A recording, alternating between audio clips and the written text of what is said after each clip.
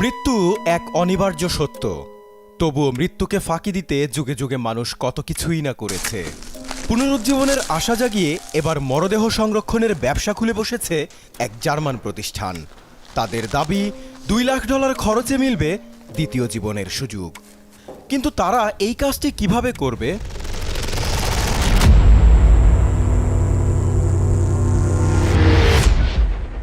ইউরোপের প্রথম cryonics lab tomorrow bio তাদের বিশেষায়িত এক অ্যাম্বুলেন্স দাঁড়িয়ে বার্লিনের একটি সড়কের পাশে। উদ্দেশ্য একটা ফোন কলের, সাথে সাথেই ছুটবে লাশের খোঁজে। ল্যাবে আনার আগেই গাড়িতেই চলবে হিমায়িতকরণ আর ধোয়া মোছার কাজ।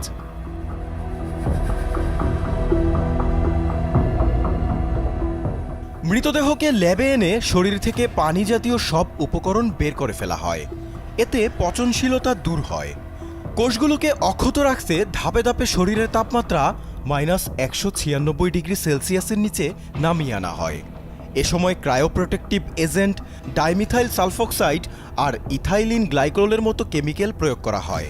তাপমাত্রা হিমাঙ্কের নিচে নামলেও শরীরের ভেতর ও বাহিরে কোনো বরফ জমবে না। সবশেষে এয়ার অ্যাম্বুলেন্সে করে সুইজারল্যান্ডের একটি বিশেষ হিমাগারে অনির্দিষ্টকালের জন্য নিথর দেহটি সংরক্ষণ করা হয়। এজন্য সর্বোচ্চ $2.5 লাখ পর্যন্ত গুনতে হতে পারে। ক্রায়োনিক্স পদ্ধতিতে মানুষ ও প্রাণীদেহ বা মস্তিষ্ককে অনেক কম তাপমাত্রায় সংরক্ষণ করা হয়। আর এই ধারণাকে চিকিৎসা বিপ্লবের সঙ্গে তুলনা করেন টুমোরো বায়োর প্রতিষ্ঠাতা ডক্টর এমিল কেন্টজিওরা। তিনি মনে করেন একসময় অসম্ভব মনে হলেও এখন অহরহ অঙ্গপ্রত্যঙ্গ প্রতিস্থাপন হচ্ছে। চিকিৎসা বিজ্ঞানের অবদানে আগামীতে হয়তো মরদেহে প্রাণ ফেরানো সম্ভব হবে। তাই অক্ষতভাবে দেহ সংরক্ষণ করা সবচেয়ে জরুরি।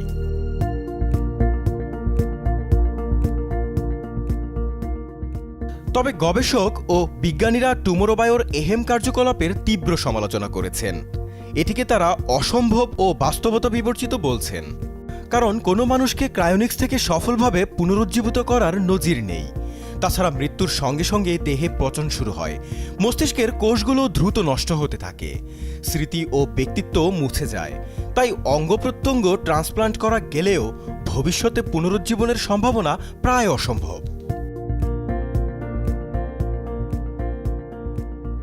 অনেকেই মনে করেন এই প্রক্রিয়ার নৈতিক ও অর্থনৈতিক বেশ কিছু সমস্যাও রয়েছে। ভবিষ্যতে যদি সংরক্ষিত মৃতদেহগুলোর দায়িত্ব বংশধরের উপর পড়ে, তাহলে তারা কি করবে? পাশাপাশি এত ব্যয়বহুল হওয়ায় এটিকে ধনীদের জন্য এক বিলাসিতা বলেও সমালোচনা করছেন অনেকেই।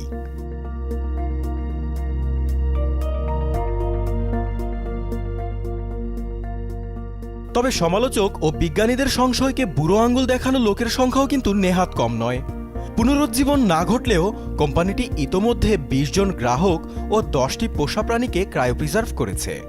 এছাড়াও 45টিরও বেশি দেশের 750 জনেরও বেশি মানুষ টুমোরো বায়োর ক্রায়োপ্রিজার্ভে অংশ নিতে সাইন আপ করেছে।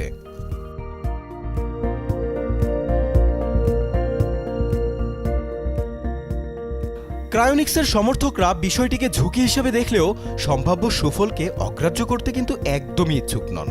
কিছু গ্রাহক জীবন বীমার মাধ্যমে এর খরচ বহন করছেন এবং একে টাইম ট্রাভেলের একটা সুযোগ হিসেবেও দেখছেন। টুমোরো বায়োর ওয়েবসাইটে দেয়া তথ্য বলছে 2025 সালের মধ্যেই তারা নিউরাল স্ট্রাকচার সংরক্ষণ এবং 2028 সালের মধ্যে রিভার্স ক্রিওপ্রিজার্ভেশনের ক্ষমতা অর্জনের উচ্চাভিলাষী লক্ষ্য রয়েছে।